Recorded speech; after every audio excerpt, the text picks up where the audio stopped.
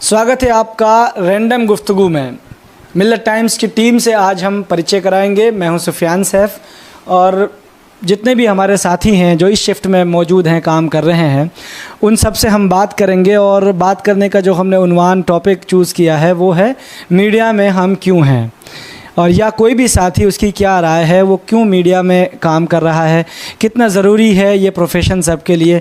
तो हम शुरुआत करेंगे अपने तमाम साथियों के साथ। सबसे पहले मैं असरार हमारे साथी हैं और मिल्लत टाइम्स हिंदी डेस्क को संभालते हैं।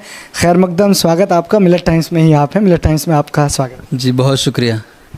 हम जानना चाहेंगे कि जो टॉपिक हमने चूज़ किया है कि मीडिया में हम क्यों हैं या मीडिया में आप क्यों हैं, तो इसको आप कैसे देखते हैं? इस जवाब के तौर पे इस सवाल को आप कैसे देखते हैं?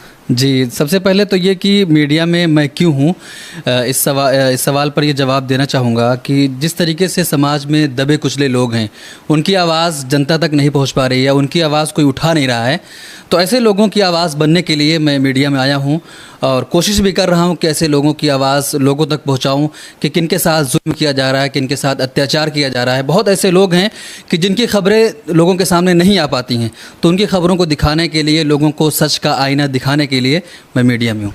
अच्छा असरार साहब, आप जो है न सिर्फ डेस्क पे रहते हैं, बहुत बार आप फील्ड में भी जाते हैं। ऐसी कोई फील्ड की कोई अनुभव जिससे आपको बहुत कुछ सीखने को मिला हो, या कभी ऐसा लगा हो कि आप सही जगह हैं मीडिया में, या कुछ ऐसा शेयर करना चाहेंगे जो दर्शकों के लिए भी कुछ फ़ायदे में?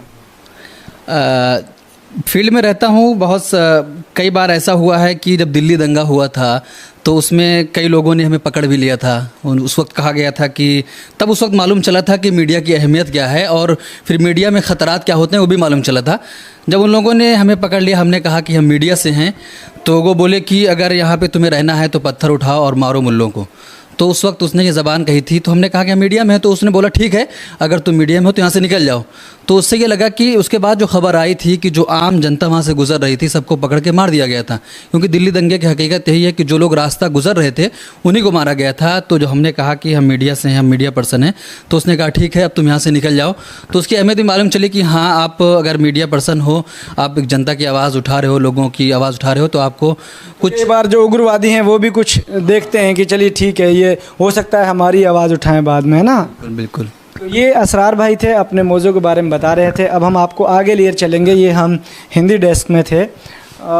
सरफराज साहब हैं, इनसे हम थोड़ी देर बाद में आपको रूबरू कराएंगे, लेकिन पहले हम उधर चलते हैं जहाँ पे सारे साथी और भी काम कर रहे हैं।